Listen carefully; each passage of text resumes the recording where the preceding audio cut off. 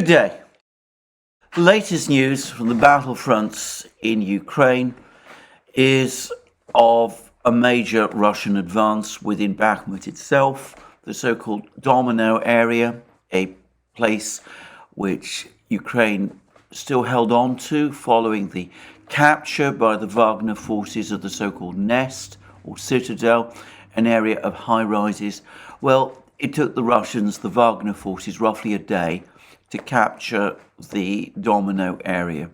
There's apparently two places, two small patches of territory still left to take by the Russians in Bakhmut. One is the so-called Tetris area, and the other is a rather larger area to the southwest, which includes, by the way, a factory building. But the latest reports, at least those from Mikhail Valterson, who, as I said, keeps an extraordinary watch over the events in this battle and who gives us blow-by-blow account of what is going on.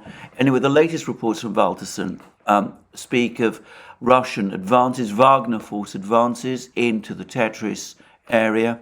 It looks like that will be probably captured today. That will leave, presumably, what's left of Ukraine, the Ukrainian forces in Bakhmut, still clinging on to this remaining area in the southwest. It doesn't look as if this is going to take very much longer. I've heard it suggested that by Sunday it will all be finished and that the whole area of Bakhmut will be finally under Russian control.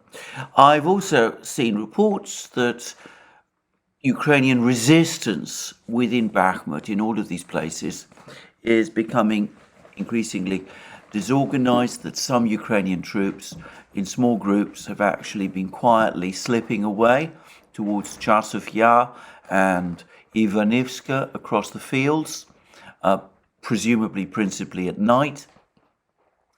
And one way or the other, as I said, it seems that the fighting isn't going well for them. There's also reports of ammunition shortages on the part of the Ukrainian troops in Bakhmut. All of these reports about essentially desertions and ammunition shortages and that sort of thing, impossible to corroborate, but the Russian advances are indisputable. They are being confirmed by multiple sources, which I consider reliable. And of course, Prigozhin himself made statements yesterday, which also essentially confirmed the pace of Russian advances in Bakhmut. Now, there's been more news about events on the flanks, and according to a number of Russian commentators, principally Boris Rozhin, the individual who writes under the pen name Colonel Kassad. I believe, by the way, that he's a former military officer and that he's based in Crimea, but I might be wrong there. But anyway, Rozhin, who has been one of the most consistently interesting Russian commentators about the Ukrainian conflict, going all the way back to 2014 when the conflict essentially began. Anyway, Rozhin says that Ukraine has pulled up all of its reserves, has committed all of its reserves that it had accumulated in the Bakhmut area in places like Chasov Yar, Konstantinovka, Alexandrovka, all of these various places, that it's committed them all to this counterattack on the flanks. Well, all I can say is that if that is correct, then at least as of the time of this video, the time of the making of this video, I should say, these attacks don't seem to be making much of an impact. Prigozhin did complain that the Russian regular forces at one point in the northern part of the flanks pulled back a distance of 500 meters. That seemed somewhat dramatic when Prigozhin said it, but it wasn't very clear, at least to me, where this retreat took place from. over the course of the day, over the course of yesterday, more information began to dribble out. It became clear that this was a withdrawal by the Russians from a hill near the village of Sako and Vansetti that the Russians captured some weeks ago. A tiny place of around 20 people, as I understand it. Importantly, the Russians still, well, I don't know importantly, but anyway, the Russians apparently still control that particular village, but they pulled back from a field. There are the usual claims that the Ukrainians lost around 400 men, dead and wounded, capturing this particular field. The point is that Sako and Vansetti is a long way, as the crow flies, as they say, from Bakhmut itself. It's in the far north edge of the Russian pincer. It might be important in the event that at some point the Ukrainians do try to make some kind of advance towards Soledar, not Bakhmut itself, though that, I have to say, doesn't seem very likely at the moment. But anyway, whatever it has happened there, it doesn't seem particularly important or dramatic, and overall the flanks continue to hold. Denis Pushilin, the official of the Russian official in charge of the Donetsk People's Republic, has spoken about all of this. He's given an interview, or at least, in fact, as I understand it, he actually gave a speech at some forum or other in which he described the situation. He said that Ukraine is indeed pulling in all its reserves, but that the Russians are also reinforcing as well. And he suggested that the situation on the flanks is essentially very much under control. And I have to say that, again, as of yesterday, and perhaps even I would go further and say, as of the time of my making this video, there's no evidence that the Ukrainians have made any significant progress on the flanks at all. Of course, that might change. They're pulling out all the stops, but so far, as I said, they've not achieved any breakthroughs. Maybe they will. Maybe by the time this video appears, they will have done so. But as of this time, as of the time of making of the video, they have not.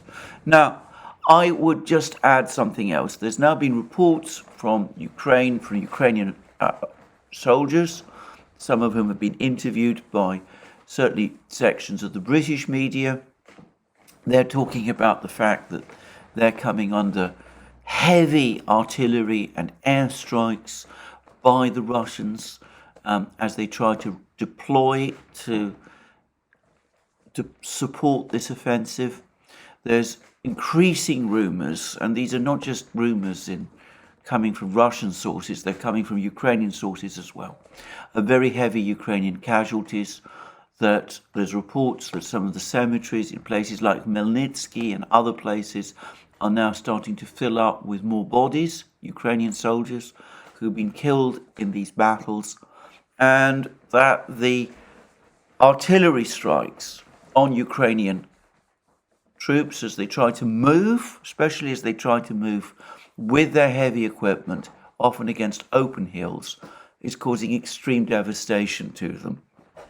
And Boris Rozhin, whom I was talking about before, has actually said that all of this works to the Russians' advantage. It's not going to change, this can't change the outcome of the Battle of Bakhmut itself.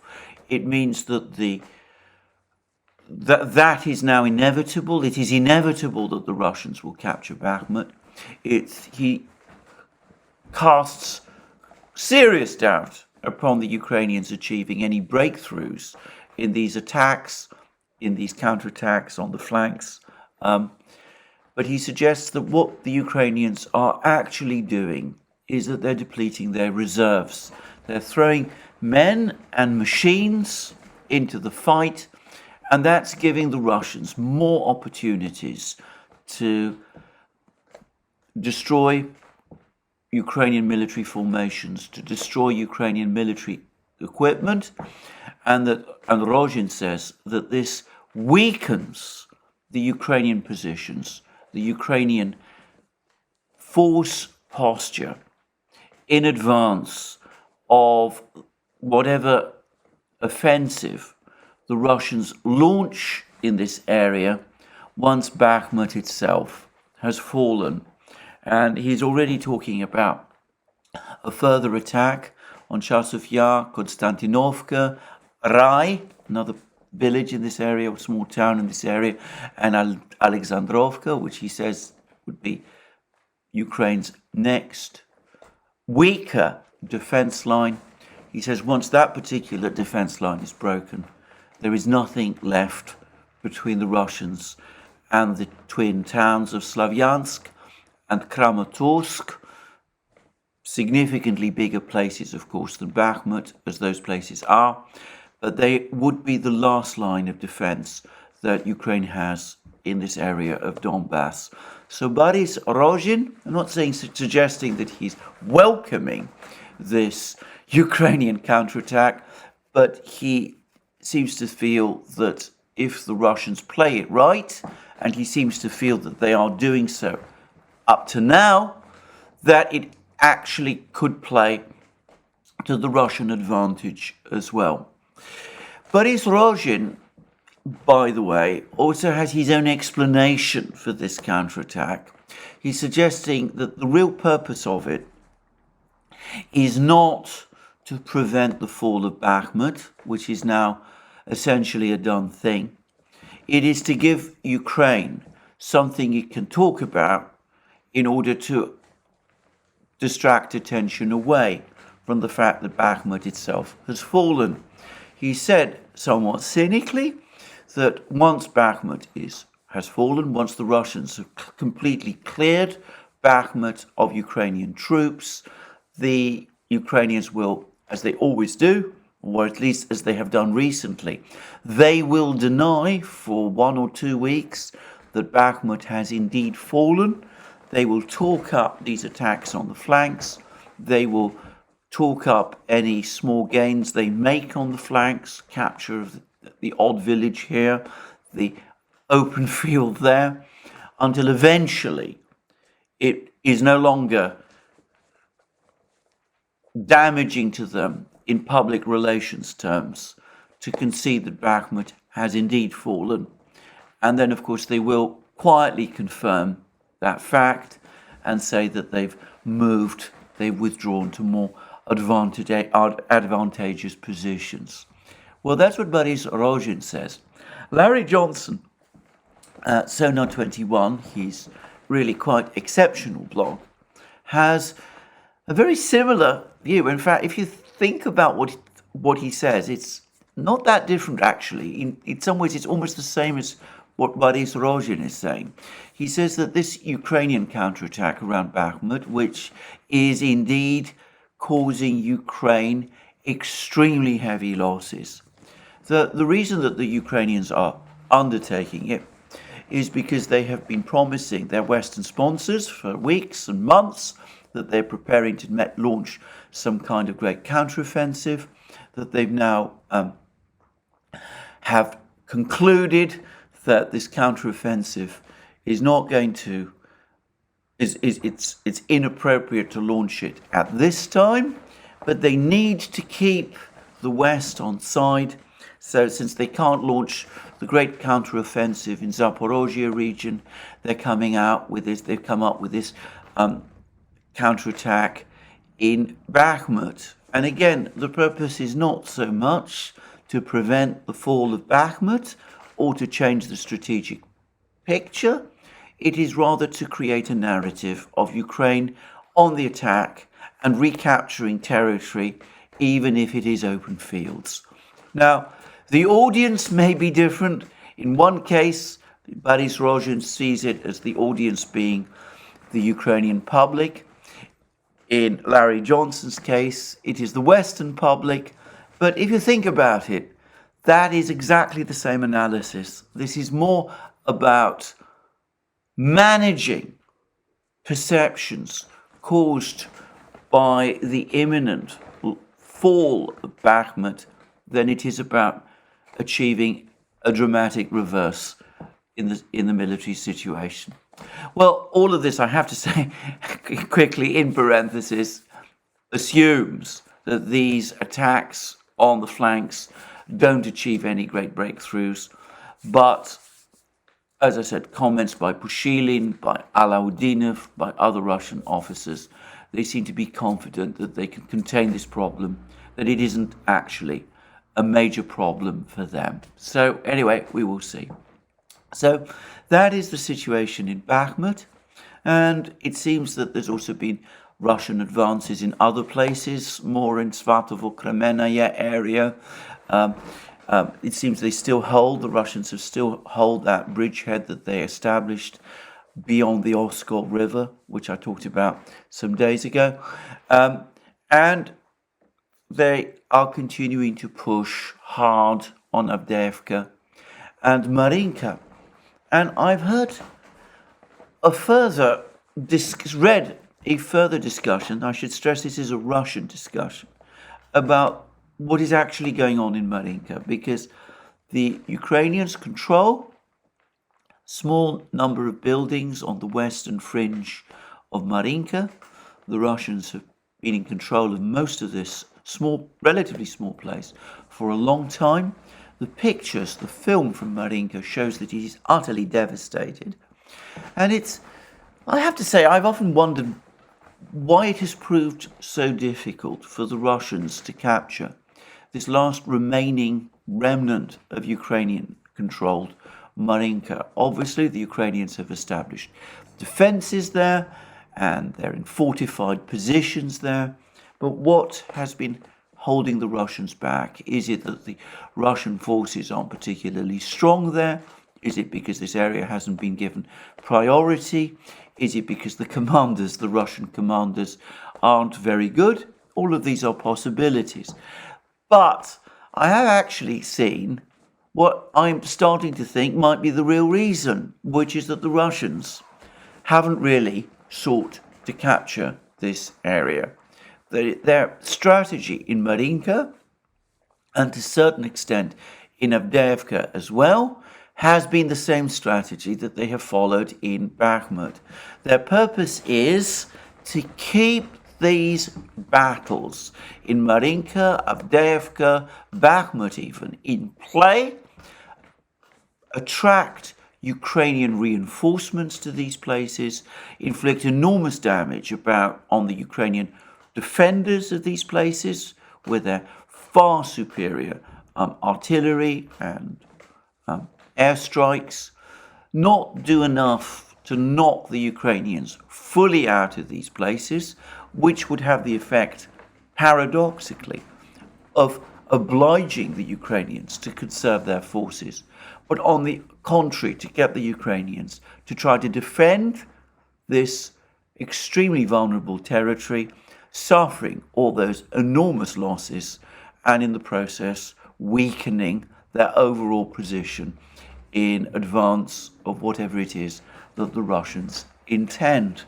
And I'm starting to wonder whether that is indeed the actual plan. Now, I would say that a couple of days ago, the Russians said that the Ukrainian Airborne Brigade, which has been defending Marinka, was withdrawn from Marinka after it suffered 70% losses. 70% losses. Now, this is a Russian claim. I can't independently verify it. It may not be true. But what if it is? What if it is true? Then that would play directly into the Russian analysis that I've just discussed, that the purpose is not to capture this small area of Marinka that is left, it is to exhaust the Ukrainian army, by defending places like this. Well, there we go. Now, what about the offensive, the Ukrainian offensive that we've been hearing so much about, well, for months now? So far, there's no sign of it. The Ukrainians are postponing it. They're postponing it all the time. And we've had some statements about this from a number of Russian officials. And the first is from Yevgeny Belitsky, who is the Russian-appointed regional head of the area of Zaporozhye region that Russia controls. And he gave an interview on Thursday on Russian television, and he said this: the enemy's readiness for a counteroffensive is now quite low. If we compare it with the fall, with the autumn, we have everything we need to repel any offensive. Only a madman would be crazy enough to try to attack such powerful fortifications. In all probability, the Ukrainian military missed out the chance to launch a counterattack in the autumn. Now, bear in mind what I have said before, based on articles that I've read in Slavyangrad. To my knowledge, and I've had this confirmed, by the way, Slavyangrad was already talking about possible Ukrainian offensives in Zaporozhye region back in October.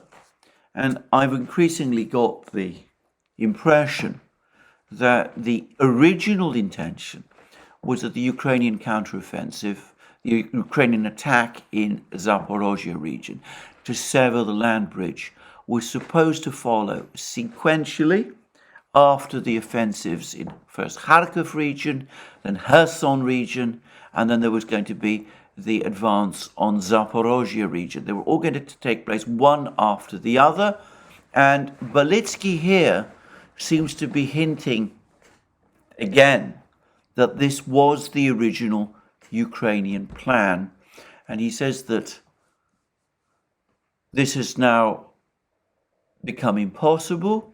The Ukrainian plan has failed. He doesn't say this, but his implication is that the offensives in Kharkiv and Kherson region didn't go as well as expected. Ukrainian losses were much heavier than Ukraine had, and its Western backers had expected, and that the delay in getting this offensive together again, to rebuilding the forces to launch the offensive, means that the Russians have had ample time to prepare for it. They've got more than enough troops now to deal with it, and of course they've built up their fortifications as well, and that it would be, in Belitsky's words, crazy for the Ukrainians to launch this offensive now. And that's what Belitsky says. We've also had similar comments of a similar nature from Denis Pushilin, as I said, the Russian-appointed acting head of the Donetsk regional government. And he says that it doesn't make sense for Ukraine to launch a counteroffensive, but that they're being pushed into doing it, and that they're being pushed into doing it by their Western sponsors. He says this intensified shelling of settlements by Ukrainian troops in the Donetsk Republic may be related to preparations for a counteroffensive. Whether Ukraine is ready, willing or not, Western countries will force Ukraine because they have invested too many resources to make the counteroffensive happen. And Pushilin then went on to say that Russian forces are ready for any development of events. So that seems to be very close to Belitsky's interpretation of events. Now, a third person on the Russian side has also spoken, and this is Vladimir Rogov, who is, of course, also an official in Zaporozhye region. He's perhaps taken a slightly more pessimistic view of the overall picture in Zaporozhye region. He says currently there's about 65,000 Ukrainian troops positioned along the Zaporozhye engagement line or maximally close to it. This is a great number, to say nothing about large enemy forces present in the Kiev-controlled logistics centers in the city of Zaporozhye, Dnipropetrovsk, and other cities. So he appears to believe that there's still a substantial Ukrainian grouping there. Ukrainian troops are still deployed in large numbers, and obviously he still thinks that there's a danger of a counteroffensive coming soon, and he appears to expect much more intense battles. Anyway, in the meantime, the Russians are not idle, and they've been launching air and cruise, missile and bomb strikes all over Ukraine. They're doing this now literally every day. They have been doing it for days now, for weeks now. Something which, to my mind, has finally and conclusively exploded the myth of Russia running out of missiles.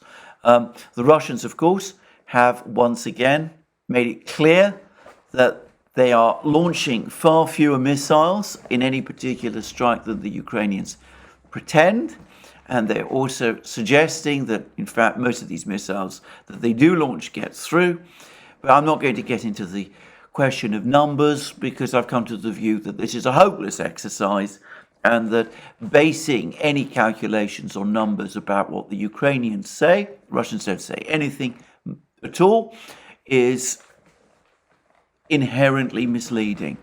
But there is no doubt that the Russians are destroying ammunition dumps, logistical centers, warehouses, particularly more heavy strikes in the Odessa, Nikolaev area. Odessa is important because it seems to be an important transit point for Western weapons that enter Ukraine. There are said to be two major lines that Western equipment follows as it enters into Ukraine. One passes through the center of Ukraine, passing through Khmelnytsky, where there was that massive explosion in an ammunition dump a couple of days ago, and the other is Odessa, which is also, of course, the constant target for Russian missile and air attacks. And the most interesting and important fact about these attacks is that we see all these enormous explosions. We see every indication of very serious damage being done. What we do not see very much of anymore is evidence that the Ukrainian air defense system is being at all successful in intercepting these missiles, in defending these presumably important supply lines and logistical centers that the Russians are attacking. Now, I am not going to speculate too much on the state of Ukraine's air defenses, but of course we did have those reports taken from the Pentagon leaks that Ukraine's stock of Soviet-era air defense missiles has become now extremely heavily depleted, and that does indeed seem to be the case. And I get the sense that Ukraine is simply not able to defend its logistical centers and its ammunition dumps to the extent that it once could.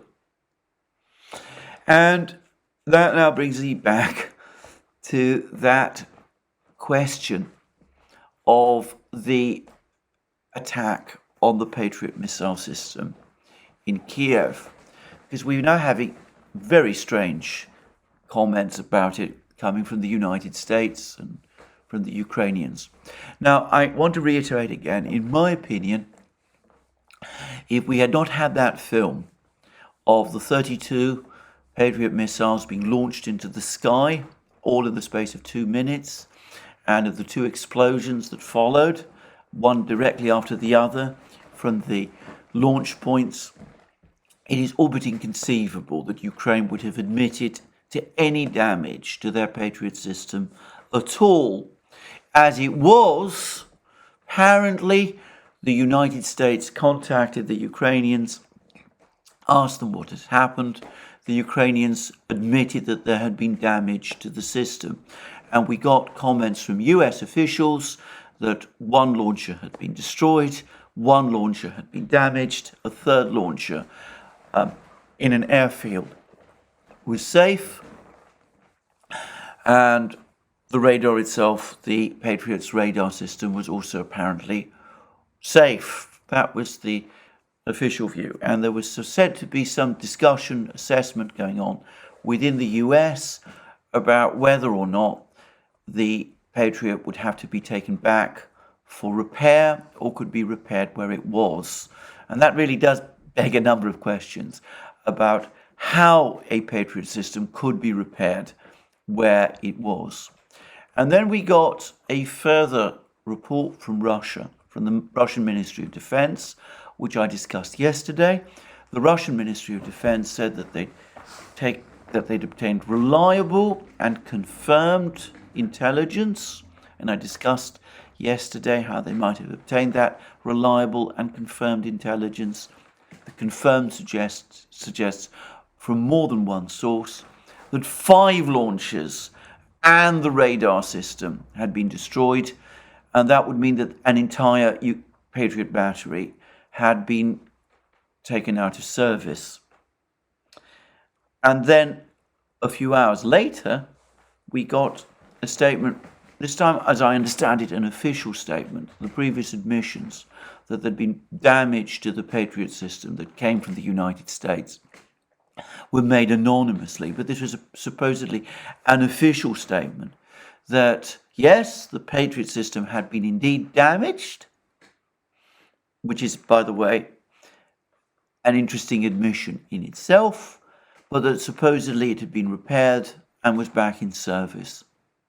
Now, the problem with this last story is that I'm starting to get the sense that this information is coming to the United States from Ukrainian sources. And I noticed that some publications in the United States, which are principally addressed, as far as I can see, to former and existing members of the US military, are starting to report this attack on the Patriot system in Ukraine. The Russian claims about this attack on the Patriot system in Ukraine, they're starting to report it as if it were true. And there's in particular been a fairly lengthy article about this in Military Watch magazine. Now, what I'm going to say is pure speculation. The first thing to say is that it may be that the Americans are correct.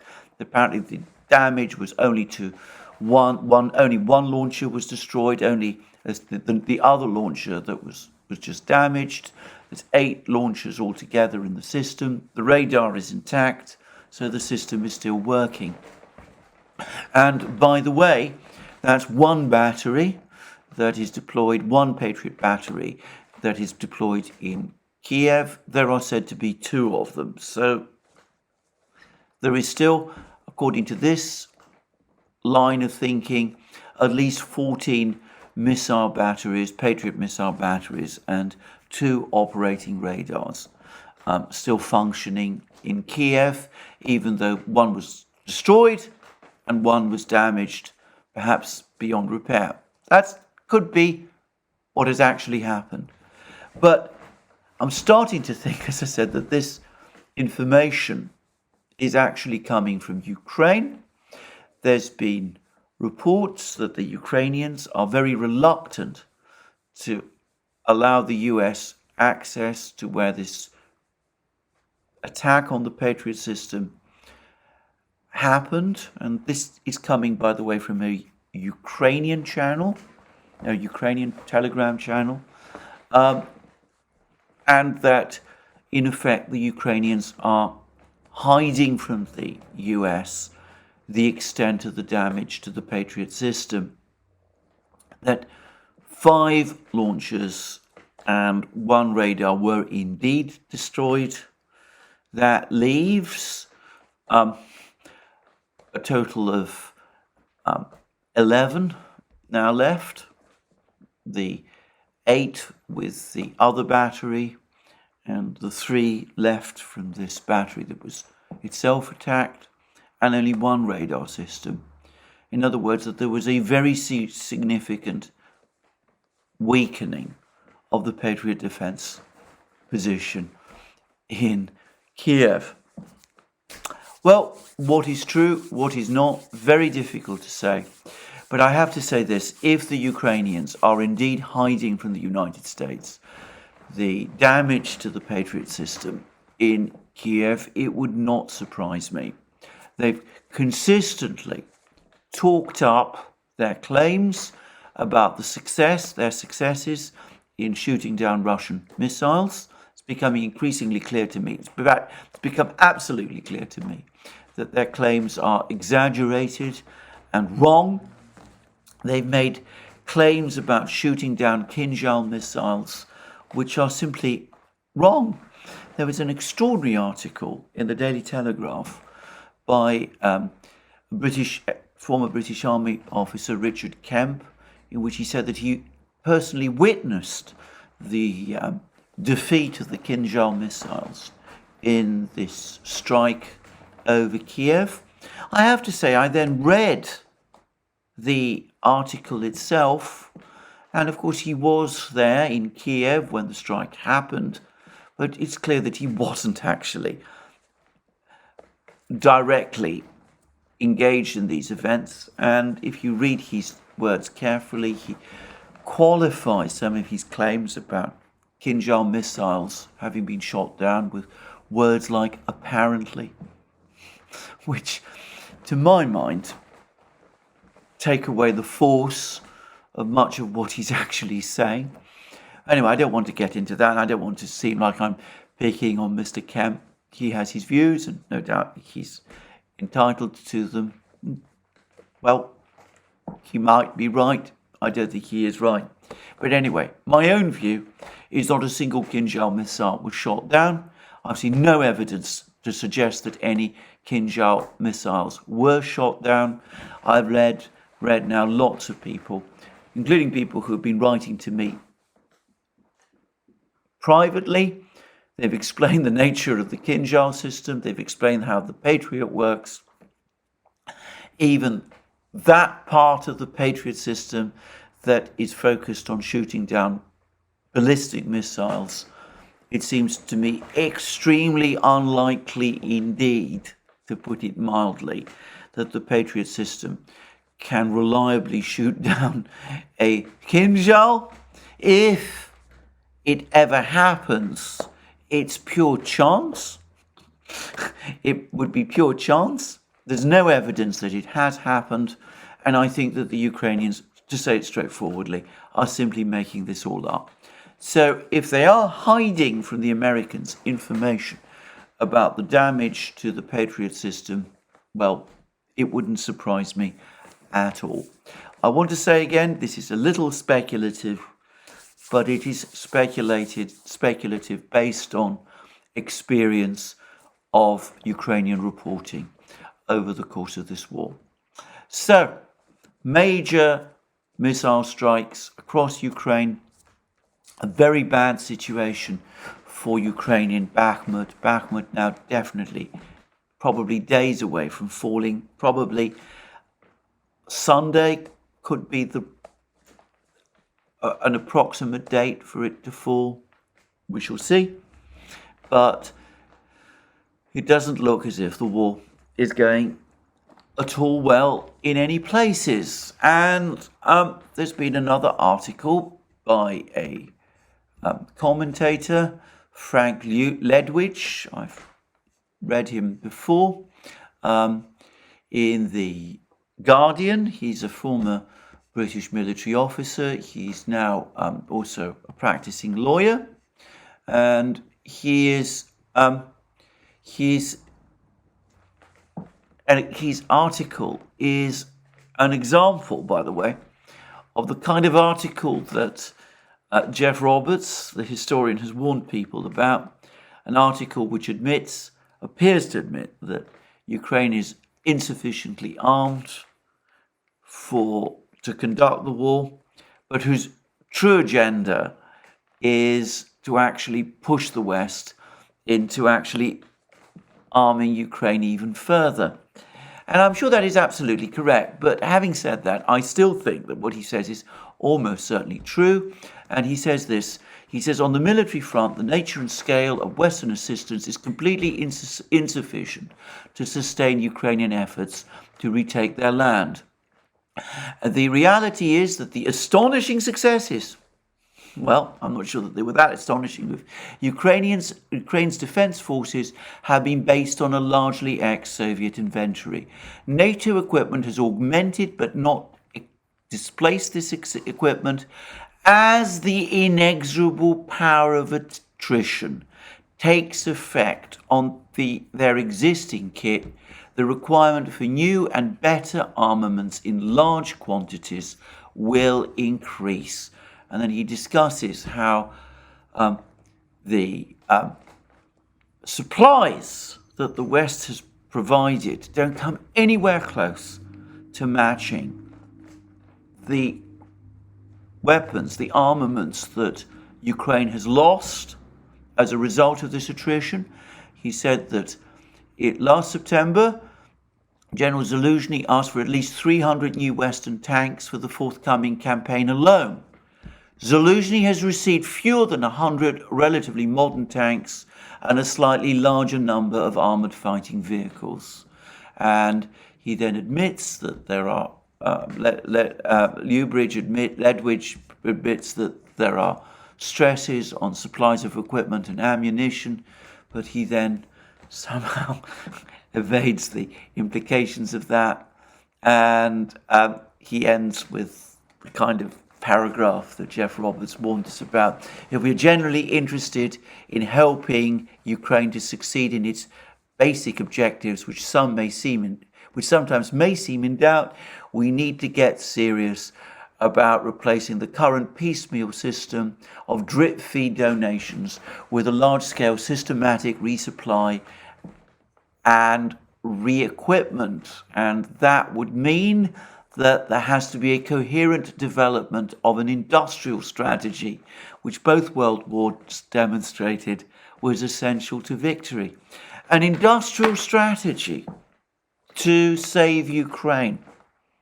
Well, in conditions of total war, the Western allies, the Soviet Union, were prepared to do that in order to defend themselves. You could convert the entire civilian economy of the West at that time in the world wars in order to win a war against the German enemy, which was, after all, an existential threat. But would Western publics, would Western governments, would Western businesses be prepared to do that in order to fulfill some kind of nebulous objectives, maximalist objectives, in a proxy war in Ukraine? I hardly think so. And I think that this is fantasy thinking. And I think we need to acknowledge that, at least people in the West need to acknowledge that, and to do that fast. Some may be starting to do this. There's a report in the Financial Times that some of Ukraine's allies, European allies, are starting to become worried that support for in the United States for this proxy war in Ukraine may have peaked and may be about to decline. There's also a report that there's suggestions that this is a comment from an official, the Western official, if we get to September and Ukraine has not made significant gains, then the international pressure on the West to bring them to negotiations will be enormous. He then does say the same is true for Russia if the counteroffensive leaves them routed, but we'll see. And it also says that Biden officials, administration officials, see that as Ukraine's opportunity to open talks. The message to Kiev is basically that this is the best you're going to get. There's no more flexibility in the US budget to keep writing checks, and European arms factories are running at capacity. And the story is that Ukraine has about 5 months to turn things around. if it fails to do so, the pressure to negotiate will become enormous, will become irresistible. And that is combined. That article in the Financial Times has come out alongside an article in Politico. And now that article clearly originated in the United States. It's by Nahal Tuzi, and when I say originated in the United States, I mean originated with people in the US administration. And it says that Ukraine could join ranks of frozen conflicts, US officials say. And we read further down in the article that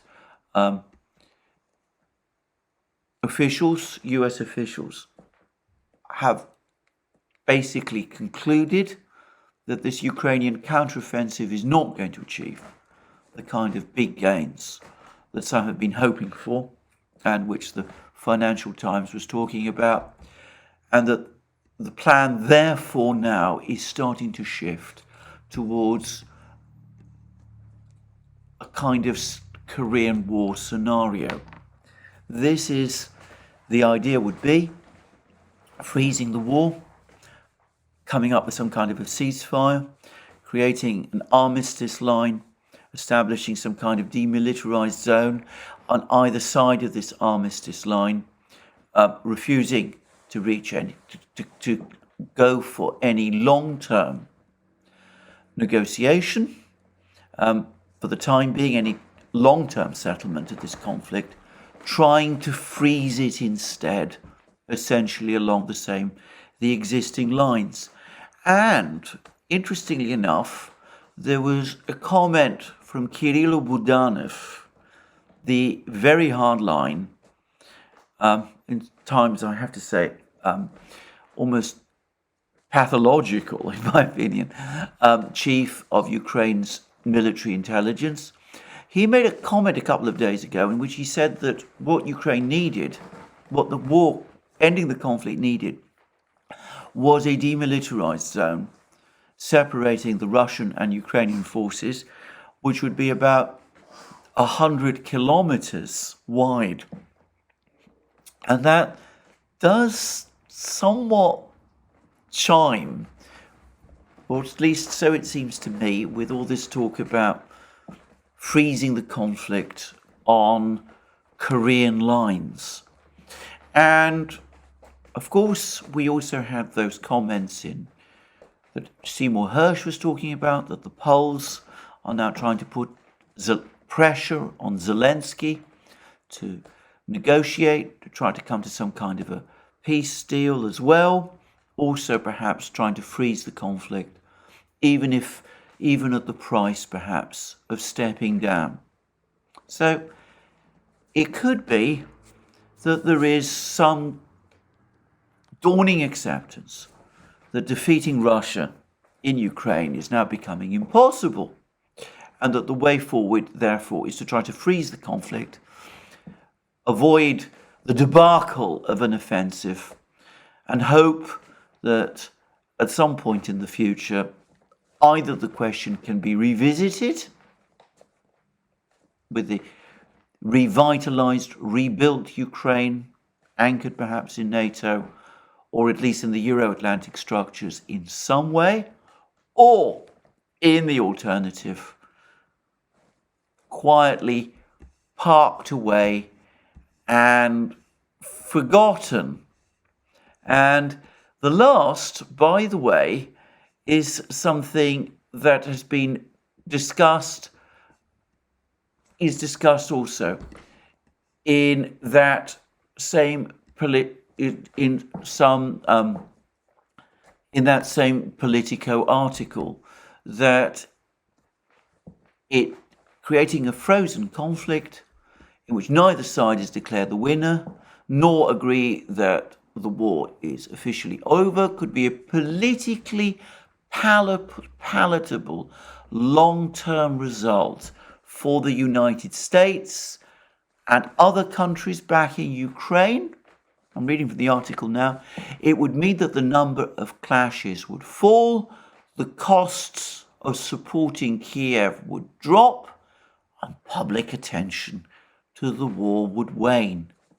In other words, we forget about it. We can go away, pretend that nothing significant happened, just as happened after the Korean War. There was a war, there was a lot of fighting, many people were killed, but we can put it all away in the bottom drawer and carry on as we were. And in the meantime, of course, we've still got a Ukraine left, which we can build up with military forces and technologies and all kinds of things, and hope that it becomes a bit like South Korea, maybe not exactly a part of NATO, though even that might be open for consideration in the future, but it would avoid the humiliation of a defeat. To go back to what the article says, it would be a politically palatable long-term result for the United States and other countries backing Ukraine.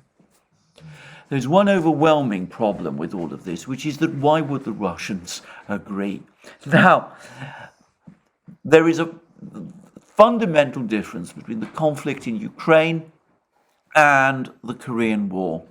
In the case of the Korean War, the North Koreans, the communist side, backed by China and the Soviet Union, were actually gradually gaining the initiative in the conventional war.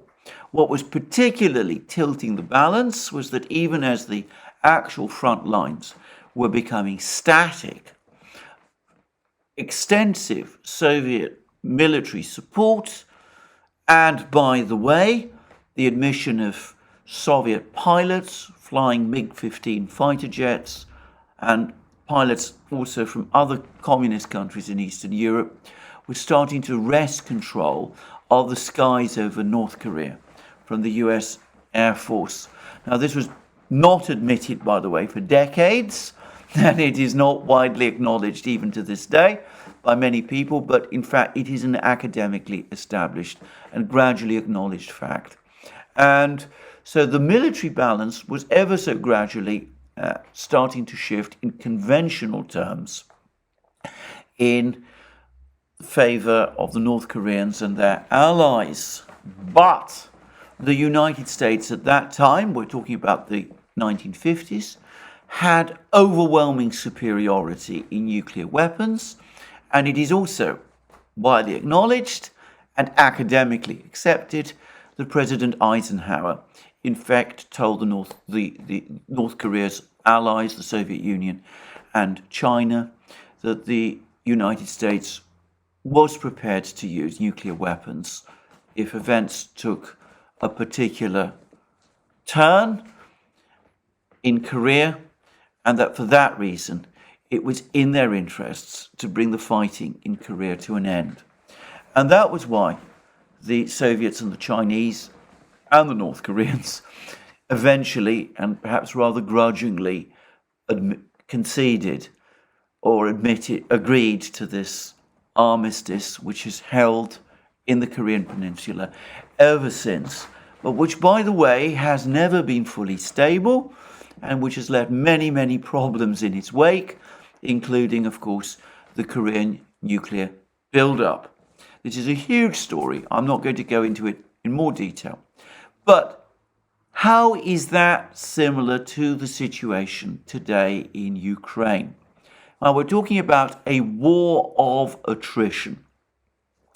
Going back to that article by Frank Ledwidge in The Guardian, it's clear the Russians are winning the war of attrition. They are grinding Ukrainian forces down, as General Surovikin said that they would do back in October. They're about to take Bakhmut. They're inflicting very heavy losses on Ukraine. Ledwidge says that Ukraine's arsenal of ex-Soviet weapons is now becoming increasingly heavily depleted. The Western powers have not been able to replace them to anything like the extent that would be necessary to make up the difference for the weapon systems, the Soviet-era weapon systems that Ukraine has lost. We now have good reasons to think that the Patriot system supplied to Kiev has not turned out well. It doesn't seem to me as if the situation is the same as it was over Korea. The Soviets, the Russians today, actually have more nuclear weapons and perhaps better means to strike the United States with nuclear weapons that the United States does. It is not a situation analogous to the one in the 1950s, when the United States had overwhelming nuclear superiority over its adversaries and could have used, in theory, nuclear weapons on the Korean Peninsula with no immediate consequences for itself. The option of launching nuclear strikes on Russia, thank goodness, simply doesn't exist. So why in that situation where the attrition strategy the Russians have been adopting is succeeding, why would the Russians sit down and agree to an armistice, a frozen conflict on Korean lines? It doesn't make any obvious sense to me.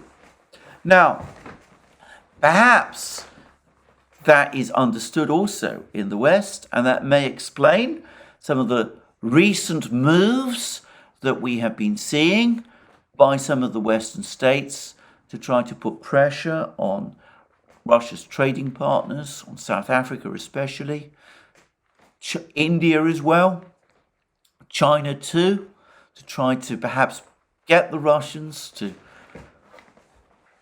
give the United States the way out, that what Politico called that politically palatable long-term result of a frozen conflict in Ukraine. Would the Chinese and the Indians and all of those countries, would they feel that strong enough about this war, be concerned enough about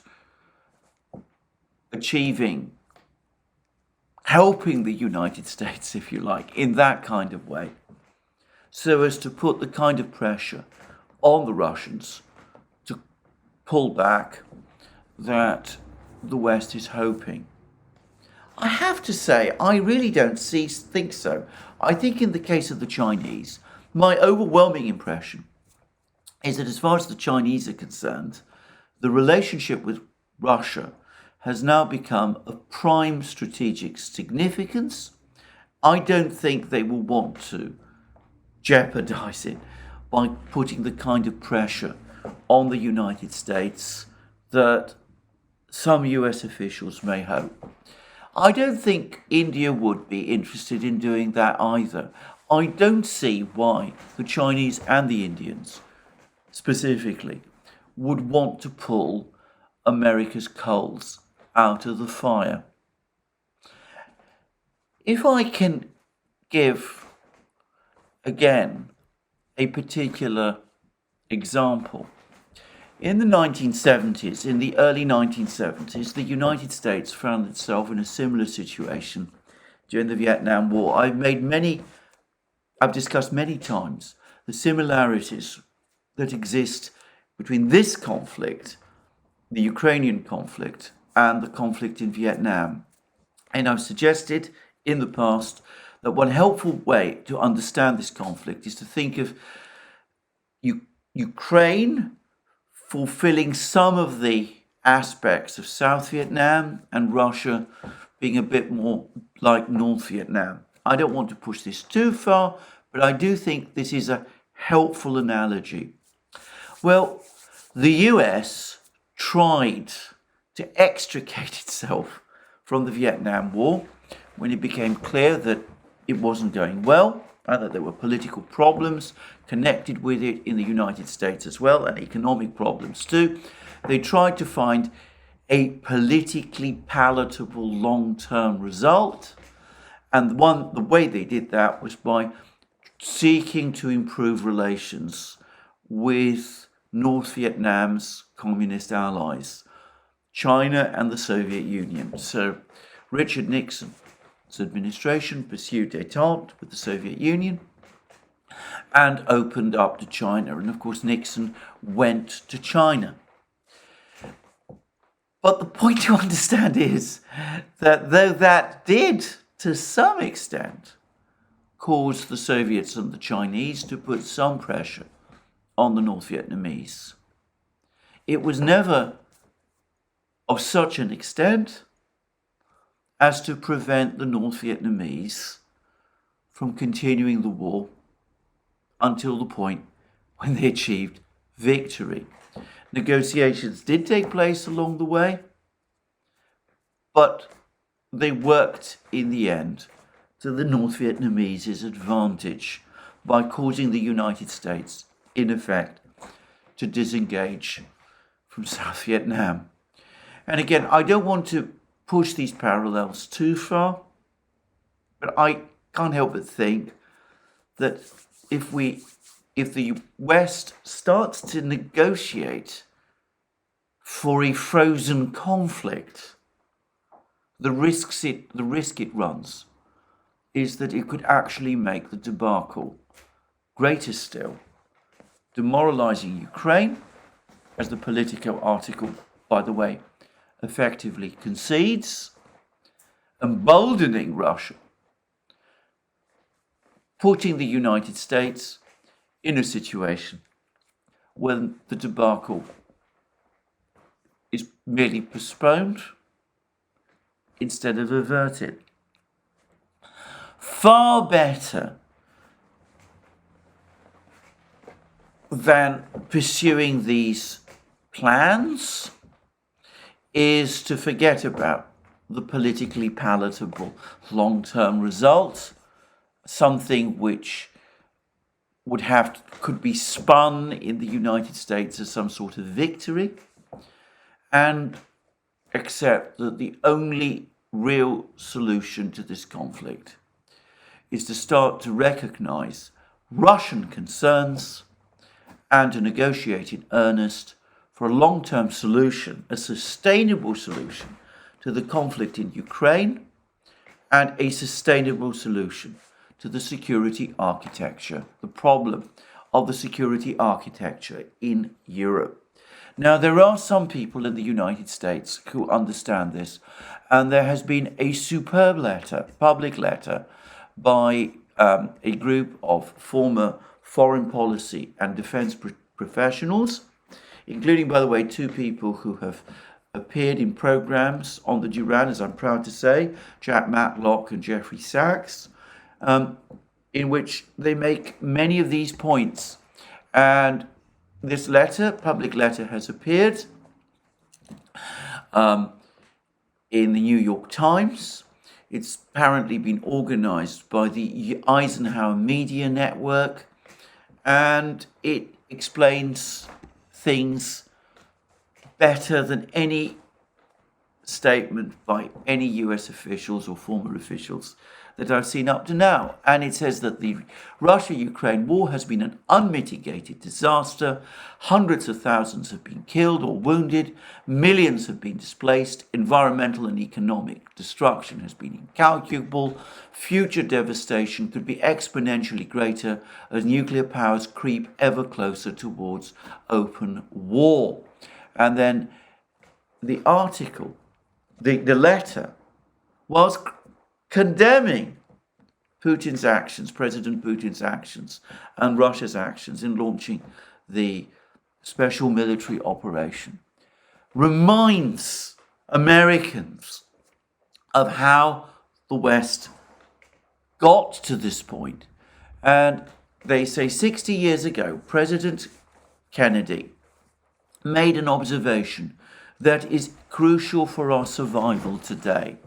And they now quote him directly, above all, while defending our vital interests, nuclear powers must avert those confrontations which bring an adversary to a choice of either a humiliating retreat or a nuclear war. To adopt that kind of course in the nuclear age would be evidence only of the bankruptcy of our policy or of a collective death wish for the world. That was said by President Kennedy. And the letter goes on to say the immediate cause of this disastrous war in Ukraine is Russia's invasion. Yet the plans and actions to expand NATO to Russia's borders served to provoke Russian fears. And Russian leaders made this point for 30 years. A failure of diplomacy led to war. Now diplomacy is urgently needed to end the war before it destroys Ukraine and endangers humanity. And it discusses Russia's current political anxieties, is informed by memories of invasion from Charles XII, Napoleon, the Kaiser, and Hitler. It says US troops were among an allied invasion force that intervened unsuccessfully against the winning side in Russia's post-World War I civil war. Russia sees NATO enlargement and presence on its borders as a direct threat. The United States and NATO see only prudent preparedness. In diplomacy, one must attempt to seek with strategic empathy, seeking to understand one's adversaries. This is not weakness, it is wisdom. And they go on to say that President Biden's promise to back Ukraine as long as it takes is a license to pursue ill-defined and ultimately unachievable goals. It could be as catastrophic as Putin's decision to launch the invasion. And we cannot and will not endorse the strategy of fighting Russia to the last Ukrainian. And then they go through some of the history, and this is history, of course, with some of these people. Jack Matlock, US ambassador to Moscow during the Reagan administration, the Reagan and George H.W. Bush administrations. Jeffrey Sachs, key economic advisor, sent to Russia during that period. They know it personally, and the letter says, as the Soviet Union collapsed and the Cold War ended, US and Western European leaders assured Soviet and then Russian leaders that NATO would not expand towards Russia's borders. There would be no extension of NATO 1 inch to the east, US Secretary of State James Baker told Soviet leader Mikhail Gorbachev on February 9th, 1990. Similar assurances from other US leaders, as well as from British, German, and French leaders throughout the 1990s, confirmed this. And then it goes on to say that those promises were not made. Russia was put in an analogous position to the one the United States deemed intolerable at the time of the 1962 Cuban Missile Crisis, when the Soviet Union deployed intermediate nuclear weapons in Cuba. And it goes on to say that the Russians made their red lines clear in Georgia and Syria. They proved they would use force to defend those lines. In 2014, their immediate seizure of Crimea and the support of Donbass separatists demonstrated they were serious in their commitment to defending their interests. Why this was not understood by US and NATO leadership is unclear. Incompetence, arrogance, cynicism, or a treacherous mix of all three are likely contributory factors. And then it spoke about warnings from US officials, Robert Gates, William Perry, George Kennan, Jack Matlock, Henry Kissinger, 50 senior US foreign policy experts in 1997, all talking against eastward expansion of NATO. William Burns, at that time, US ambassador to Moscow, subsequently, of course, and currently director of the CIA, warning that the Russians considered NATO expansion into Ukraine a red line. And nonetheless, and despite all this, the caravan of NATO expansion went on with the consequences we now see. Now, I understand there's some people who follow this program who will take issue with some of the things in this letter. The fact that the authors of this letter, for example, criticize President Putin's decision to launch the special military operation in February 2022. But that is to miss the point. The point these people are making is that ultimately, whatever you may think of President Putin's decision, last year it was Western failures of diplomacy and strategic insight and strategic empathy that have led us to this position. And coming back to my earlier points, these ideas of a frozen conflict, freezing the conflict on Korean lines, are not going to solve these underlying problems. They don't address them. They, in fact, are intended to enable the authors of this disaster to walk away and to pretend that all is well and to hope that we're all going to forget the disaster that they inflicted on Ukraine. To reiterate again, I cannot see why the Russians would agree to that. I cannot see that Russia's friends in the world, China and India, are going to force the Russians to agree to it. So let us instead follow the implicit advice in this letter. Start to take steps to try to come to a long-term sustainable peace. Obviously, some people in the United States won't be happy. The neocons won't be happy. But look at the damage they have done. Look at the disasters they have led the United States and the collective West into.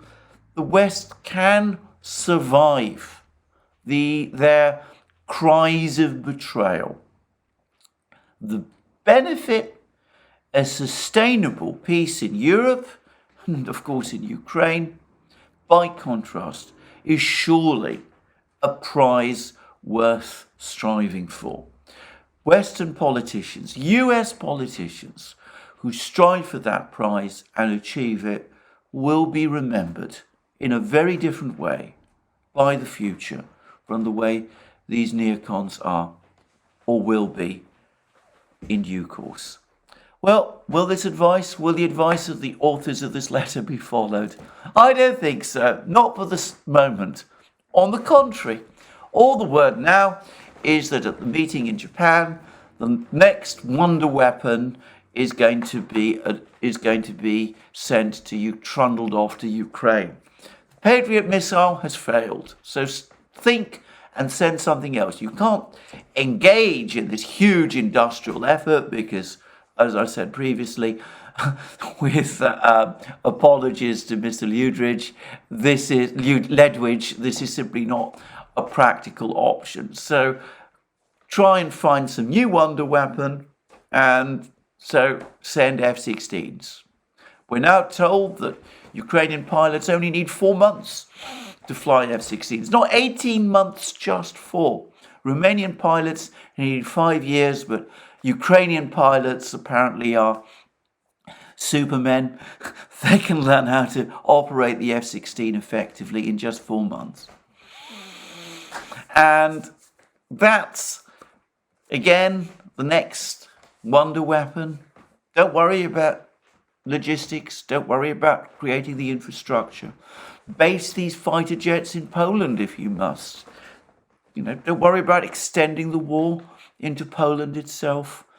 Risk more dangerous consequences rather than face up to the realities set out so well in this letter from these former senior officials whose advice has consistently proved right and has been consistently disregarded.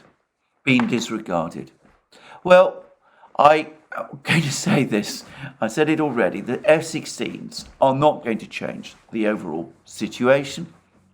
If anything, they're going to make it worse. And also, I must also say, if the F-16s fail, what next? By the way, just saying, the United States provided lots of its fighter jets to South Vietnam. It didn't do the South Vietnamese much good. Why think that fighter jets would change the picture in the skies over Ukraine, especially given that the Russian Air Force is a vastly more powerful adversary than the North Vietnamese Air Force ever was. But anything to avoid facing reality. Let's talk instead about frozen conflicts. Let's hope that the Chinese and the Indians can be persuaded in some way to put pressure on the Russians. No obvious reasons why they would want to do that, but let's hope, let's keep our fingers crossed, and let's send Ukraine F-16s. If that is not the picture of bankruptcy, I can't think what is. Well, that's me today in this program. More from me soon. Just to remind you again, you can find all our programs on our various channels: Locals, Rumble, BitChute, ODYSEE, Rockfin and Telegram. You can also support our work via Patreon and Subscribestar, links under this video.